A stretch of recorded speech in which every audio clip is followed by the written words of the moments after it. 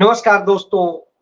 इस वक्त बड़ी चर्चा चल रही है कि हरियाणा में कांग्रेस हार गई और अब महाराष्ट्र और झारखंड में सफाया होने वाला है। बहरहाल कोई कुछ कह रहा है, कोई कुछ कह रहा है। कांग्रेस के भी जो तमाम सारे हितचिंतक हैं वो भी एक फ्रस्ट्रेटेड तरह के बयान दे रहे हैं, तमाम बातें कह रहे हैं। मैं चूंकि कई दिनों से बीमार था तो चीजों को समीक्षा करने की स्थिति में नहीं था।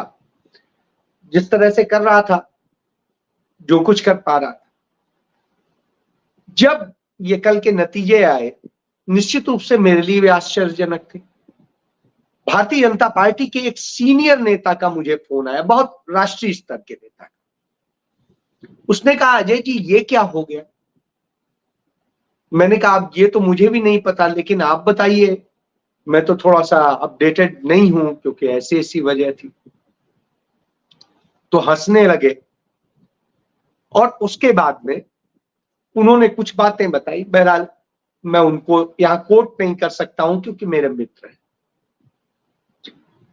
अब उसके बाद में मैंने तमाम सारे और लोगों को कॉल की। अब चूंकि बहुत ज्यादा बात नहीं कर पा रहा था, गले से वो हो रहा था, तो मैंने बड़ी जितना कुछ इंफॉर्मेशन कलेक्ट करी और सब करने के बाद में, सारी समीक्षा के बाद,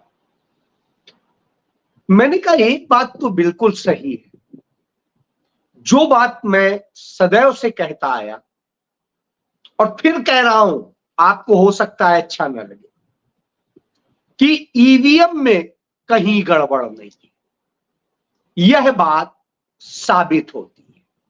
लेकिन यह भी बात साबित होती है, जो हर बार मैं कहता हूं, कि चुनावी मशीनरी में बहुत बड़ी गड़बड़ है।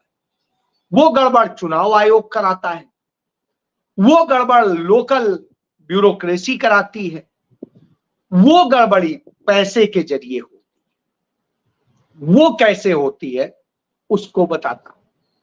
बहरहाल इन सब पे मैं विस्तार से बताऊं, उसके पहले मैं बात करता हूं कि क्यों नहीं चर्चा हो रही है कि भारतीय जनता पार्टी की इतनी करारी हार जम्मू कश्मीर में हुई है।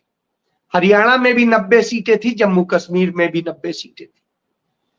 पिछले 10 साल से भारतीय जनता पार्टी वहां की सत्ता में अवैध रूप से काबिज है और केंद्र शासित सूबा बना दिया है, उसे टुकड़े टुकड़े कर दिया है, सब कुछ किया है। बावजूद इसके भारतीय जनता पार्टी की इतनी बुरी स्थिति क्यों है? वो सिर्फ 29 सीटें ही क्यों जीत सकी? इतनी चीजें तो वो कहते थे, पूरे देश में गिनाते हैं, उनके भक्त गिनाते हैं 370। हालांकि 370 कभी खत्म नहीं हुआ है और ना हो सकता है, क्योंकि 370 जिस दिन खत्म किया जाएगा, जम्मू कश्मीर लद्दाख भारत का हिस्सा नहीं रहेगा, वो उसी अनुबंध के तहत भारत का हिस्सा। उसके 2 क्लॉजेज खत्म किए गए। बहरहाल उसके क्लॉजेज 1 दर्जन से अधिक हुआ करते थे और वो धीरे धीरे सदैव खत्म किए गए।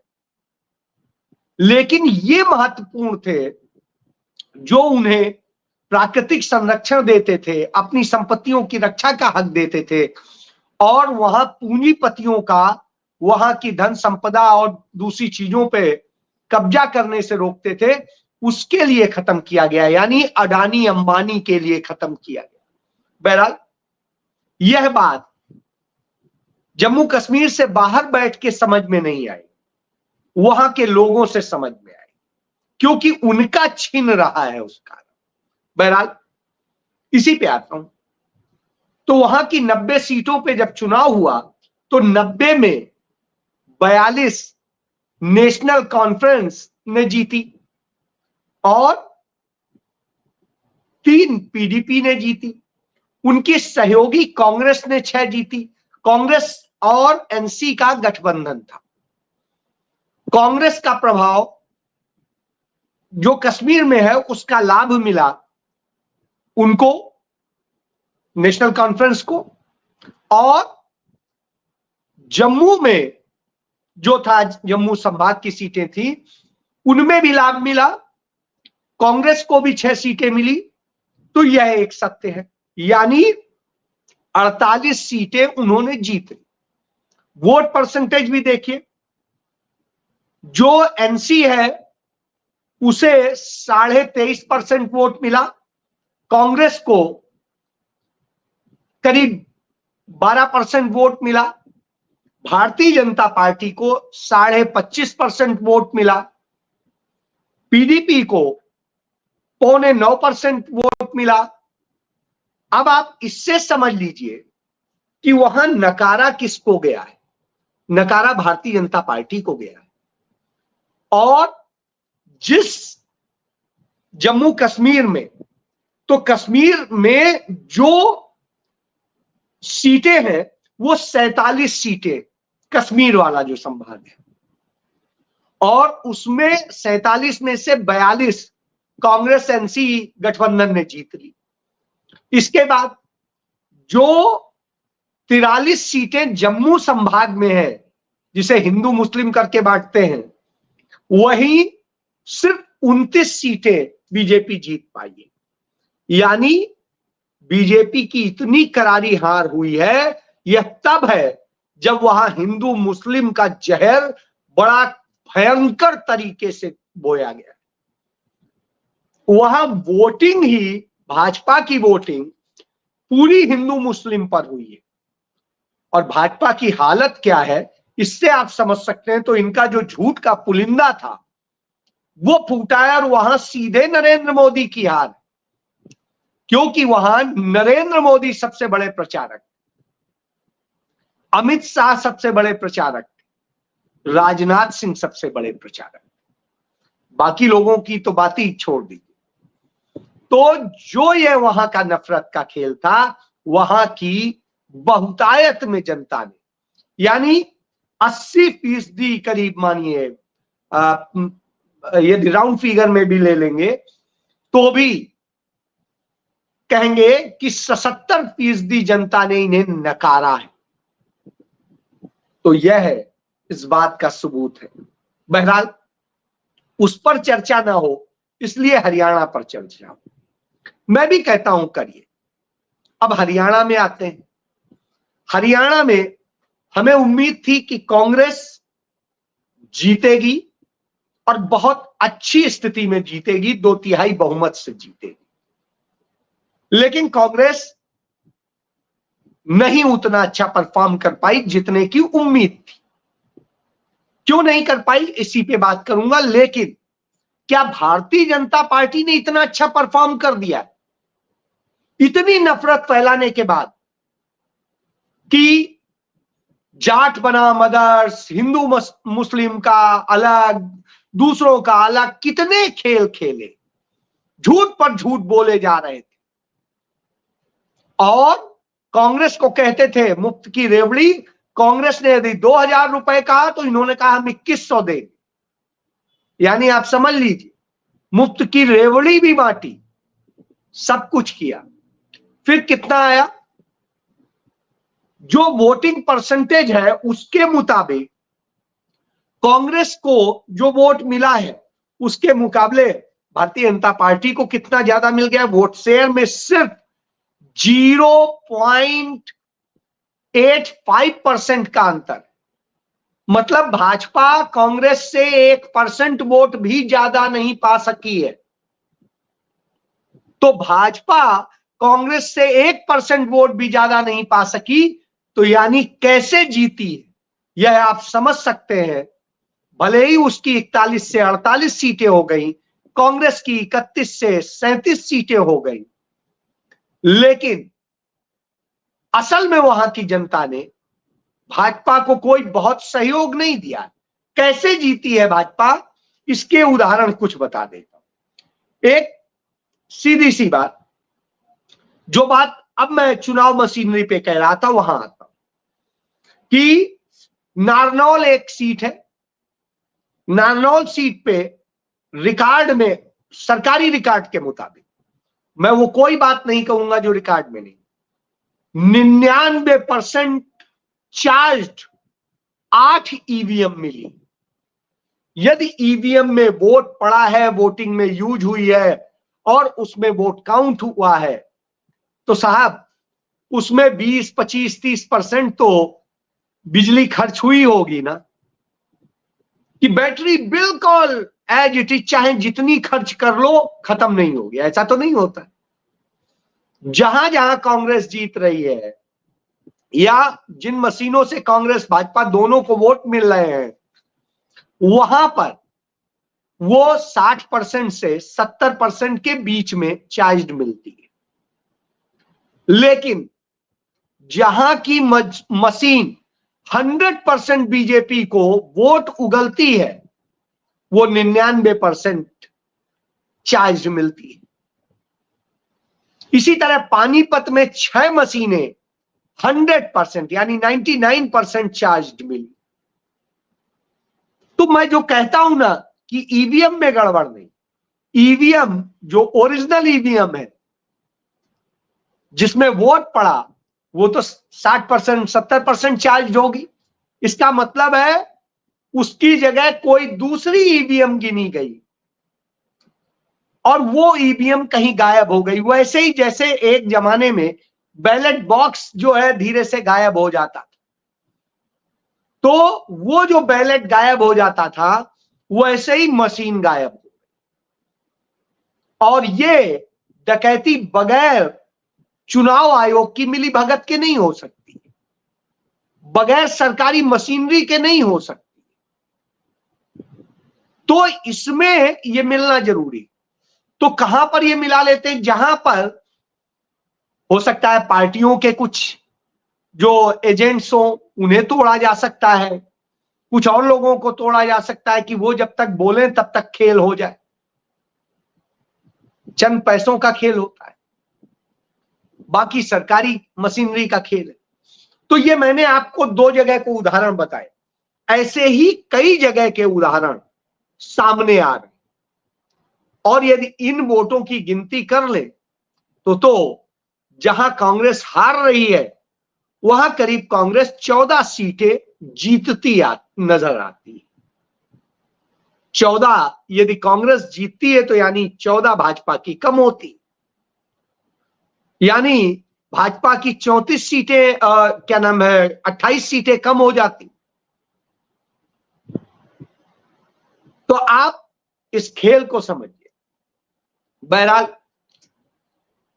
मैं जब इसकी बात करता हूं तो ये मैं आंकड़ों पे, मैं क्या कहता हूं, बगैर सबूत के मैं बात नहीं करता हूं, ये जो है मौजूद उतने की बात करता हूं। इस तरह के जो खेल हुए हैं, एक कांग्रेस की हार की वजह यह बनी, नहीं तो किसान ने इन्हें वोट नहीं दिया, इन्हें महिलाओं में जो है बड़ी तादाद में वोट नहीं मिला, इन्हें युवाओं से वोट नहीं मिला, इन्हें तमाम सारे वर्ग से नहीं मिला, फिर भी ये जीत कैसे गए? तो एक तो ये बात हो। दूसरी बात, एक भारतीय जनता पार्टी ने फैलाया कि कांग्रेस दलित विरोधी है। हरियाणा में 17 रिजर्व सीटें, अब 17 रिजर्व सीटें हैं, तो भारतीय जनता पार्टी के पास तो अपना कोई था ही नहीं नेता ऐसा दलित चेहरा, तो उसने कांग्रेस पार्टी के ले लिए, कहीं किसी और के ले लिए, तो यही किया। और फिर बहुजन समाज पार्टी और उसके बाद में आजाद समाज पार्टी जो चंद्रशेखर आजाद रावण की है, उसको शामिल कर दिया और उनके समझौते करवा दिए अपनी बी टीम से। बी टीम क्यों कह रहा हूं? क्योंकि ये चुनाव में साबित हो चुका है। इनेलो के साथ एक का जेजेपी के साथ, और उन दोनों का प्रदर्शन तो बहुत खराब रहा है, लेकिन दलित वोट काटने में उनका बड़ा योगदान हो गया, कुछ जाट वोट काटने में भी योगदान हो गया। अब मायावती कहती हैं कि काशीराम के जन्मदिन पे संदेश दे रही हैं, कहती है कि आज जो है मेरा यही संदेश है कि Samajwadi party, Congress party, Bharatiya Janata party, ये सब जो है विरोधी हैं बहुजन समाज की। तो साहब, इन सब के साथ मिलकर सरकारें बनाने का, सत्ता की मलाई खाने का इतिहास तो मायावती का ही है, किसी और का तो नहीं। चाहे जब से देख लीजिए आप। इसके बाद कहती है गांधीवादी कांग्रेस, आरएसएस वादी भाजपा और सपा आदि हितैषी नहीं है, बल्कि उनके आत्म सम्मान और मूवमेंट की राह में बाधा है। तो उस बाधाओं के साथ खड़े होने का चरित्र मायावती का रहा है। क्यों? मलाई के लिए। आज ये बात आप कह रही हैं, जब मलाई खा रही थी तब तो नहीं कह रही थी। हरियाणा के लिए कहती हैं, हरियाणा विधानसभा चुनाव में बीएसपी और इनेलो के गठबंधन से लड़ा, परिणाम से स्पष्ट है कि जाट समाज के लोग जातिवादी हैं और इन्होंने बीएसपी को वोट नहीं दिया। अब आप एक चीज सोचिए, आपने जिन सीटों पे आपकी अधिकता थी वोट की, वहीं पे आपने क्या कर दिया? इनेलो के 2 सिर्फ सीटें जीती हैं और वो दोनों अपनी पारिवारिक सीट जीती है उन्होंने।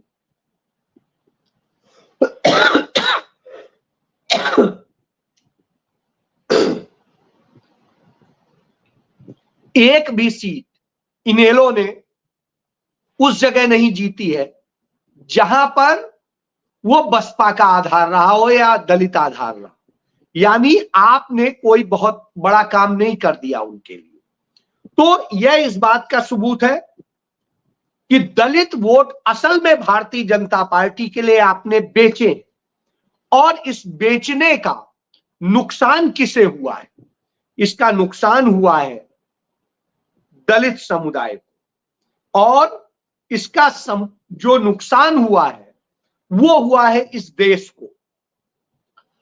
क्यों हुआ है इसको भी समझना होगा, और समझना होगा कि कैसे भारतीय जनता पार्टी ने इस खेल के जरिए दलित वोट बंटवाए। कुमारी शैलजा जो कांग्रेस पार्टी में, उनको बार बार उछाल उछाल के कि जाट वर्सेस दलित, जाट वर्सेस पंजाबी, जाट वर्सेस, और इस पूरे राग में फंसा दिया। तो जो इससे फंसाया, इससे कांग्रेस को नुकसान हुआ, भाजपा को फायदा मिला। अब इसका उदाहरण देखिए। भाजपा की स्थिति यह है कि भाजपा ने जाटों में भी सेंध लगाई है और भाजपा ने दलितों में भी सेंध लगाई। तो भाजपा ने दलितों और जाटों दोनों का ले गई। इसका उदाहरण दे रहा हूं कि भाजपा ने कैसे किया। जब हम बात करते हैं कि भाजपा को आखिर क्या फायदा हो, तो आप देखिए, जाटलैंड में ही हम यदि देखेंगे तो जाटलैंड में भारतीय जनता पार्टी ने 14 सीटें जीती और कांग्रेस ने 10 सीटें जीती। यानी यह आरोप लगाना 100% झूठा है। इसके बाद में इसी तरीके से यदि हम देखेंगे कि दक्षिण हरियाणा में क्या स्थिति है, तो दक्षिण हरियाणा में जहां अहीरवाल कहते हैं, अहीरों ने भूल गए वो यादव कि किस तरीके से उत्तर प्रदेश का मुख्यमंत्री विधानसभा में यादव जाति का जिक्र कर रहा था, कैसे यादव समुदाय के लोगों को चुन चुन के मारा जाता है यूपी में, लेकिन हरियाणा में आके वही यूपी के दर्द को भूल जाता है और वो यादव यहां पर लालू प्रसाद यादव के दामाद को भी हरा देता है, और यादव समाज भूल जाता है अग्निवीर, और यादव समाज भाजपा को 100% चला जाता है। तो यह स्थिति है, और यहां यही हुआ। यहां पर जो पूरी अहिरवाल की वोट थी, 7 सीटें थी, 7 की 7 चली गई भाजपा को। तो यह समझ सकते हैं कांग्रेस को उसमें 0 आई है। बहरहाल इसके बाद में जो अहीरवाल के अलावा पूरे दक्षिण हरियाणा की जो मैं बात कर रहा हूं, तो यहां पर जो 6 जिलों की 23 सीटें हैं, उनमें 17 बीजेपी ने जीती, 6 कांग्रेस ने जीती। तो यह स्थिति है, यानी यह भी है जिनके लिए कांग्रेस लड़ रही थी वही उसे वोट नहीं दे रहे थे, यह भी साबित हो गया। इसके बाद दलितों की स्थिति भी यही, यहां पर भी इसी तरीके से हुआ कि 8 सीटें दलितों की यदि बात करें तो दलितों में स्थिति यह है कि दलितों की सीटें चली गई बीजेपी को, और इसी के लिए मायावती आई थी, इसी के लिए चंद्रशेखर रावण आया था। यह बात मैंने पहले भी बताई थी और यही बात राहुल गांधी ने कही थी कि ABCD टीमें हैं, तो यह स्थिति है। तो इसमें आप देखिए कि कांग्रेस ने जाटों को 27 टिकट दी, वहां सिर्फ 15 जीते। भाजपा ने 16 दी, उसमें 9 जीते। पंजाबी समुदाय को, ये यदि कोई कहता ना कि इसको नहीं दी, पंजाबी समुदाय को कांग्रेस ने 8 सीटें दी, वो 3 जीते, और भाजपा ने 11 दी, वो 9 जीते। वैश्य बनिया समुदाय को कांग्रेस ने 1 दी, वो 0 जीते, और भारतीय जनता पार्टी ने 5 दी, वो 2 जीते। ब्राह्मण समुदाय को कांग्रेस ने 5 दी, वो 1 जीता, और भारतीय जनता पार्टी में 6 जीते, 11 दी थी। अहिरवाल में 6 सीटें कांग्रेस ने दी, 0 जीती। भाजपा ने 7 दी थी, 6 जीती। गुर्जर समाज में 7 सीटें कांग्रेस ने दी थी, 2 जीती। भाजपा ने कम दी थी, 6 दी थी, 3 जीती। इसके बाद राजपूतों को कांग्रेस ने 1 दी थी, वो 0 जीते, और भाजपा ने 3 दी थी, वो तीनों जीते। रोड़ समाज को कांग्रेस ने 1 दी थी, 0 जीते। भाजपा ने 2 दी थी, दोनों जीते। दलित समुदाय को 17 सीटें दी कांग्रेस ने, वो 9 जीती, और इस साजिश के कारण भारतीय जनता पार्टी 8 सीटें जीत गई। बिश्नोई समाज को कांग्रेस ने 1 सीट दी, 1 जीती, और भाजपा ने 2 दी, 0 जीती। मुस्लिम समुदाय को कांग्रेस ने 5 सीटें दी, 5 जीती। भाजपा ने 2 सीटें दी, 0 जीती। जट सिख को, जो सिख समुदाय है, उसको 4 सीटें दी, भाजपा ने, कांग्रेस ने 1 जीती, और भाजपा ने 0 सीट दी। कोई सिख नहीं है उनके साथ। यानी आप समझ लीजिए, सर्व समाज को लेके कांग्रेस चली थी, लेकिन ये नैरेटिव चंद लोगों के जरिए बना के, हार करके, और अब कहा जा रहा है बड़ी जीत कर ली। बड़ी जीत नहीं कर ली, 0.85% की जीत, यानी 1% की भी जीत। सरकार बनाइएगा क्योंकि नंबर है, लेकिन जनता ने असल में आपको नकारा है। आपने इस टेक्निक से किया है जो बसपा की मदद से, चंद्रशेखर रावण की मदद से, और मदद ली आपने चुनावी मशीनरी की। नहीं तो कांग्रेस 70 सीटें जीतती। बहरहाल आगे के समय में क्या सावधानी बरतनी है, उसके लिए कांग्रेस काम कर रही है। इसीलिए राहुल गांधी ने कहा कि जम्मू कश्मीर की जनता को तहे दिल से धन्यवाद है, हरियाणा की हम समीक्षा कर रहे हैं। तो उस समीक्षा के बाद आगे उसका हम महाराष्ट्र और दूसरे राज्यों में प्रयोग करें। तो यह आप समझिए कि निराश होने की जरूरत नहीं है, सावधान होने की जरूरत है, और डट के वोट करने की जरूरत है, जो उतनी मजबूती से नहीं किया गया। इसलिए जाटों के भी वोट उन्होंने बटाए, दलितों के वोट बहुत ज्यादा बटाए, और यही किया। इसके बाद बागियों पे जो पैसा खर्च किया है भाजपा ने, कांग्रेस के 10 बागी जिन पे सैकड़ों करोड़ रुपया खर्च हुआ है, आइए आपको दिखा दूंगा, उसके सबूत दिखा दूंगा। तो यह सत्य है।